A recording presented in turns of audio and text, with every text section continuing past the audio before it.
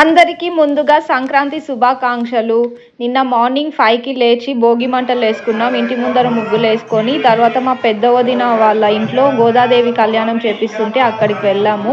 కళ్యాణం అయిన తర్వాత లలితా సహస్రనామాలు చదివారు. ఇంకా అవన్నీ చూసుకున్న తర్వాత లంచ్కి అయితే స్టార్ట్ అయ్యాము. లంచ్ చేసేసుకున్న తర్వాత ఇంకా ఈవినింగ్ నితీష్ని రెడీ చేసి భోగి పళ్ళు పోస్తున్నాం ఇక్కడ.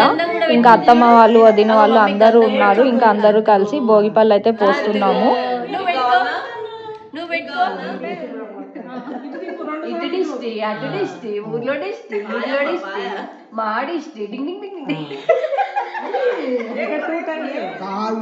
చెప్పింది పైసలు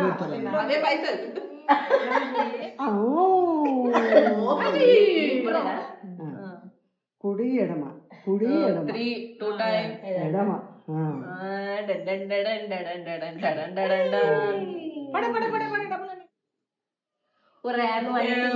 ఇప్పుడు మేము తినాలా అయిపోయింది.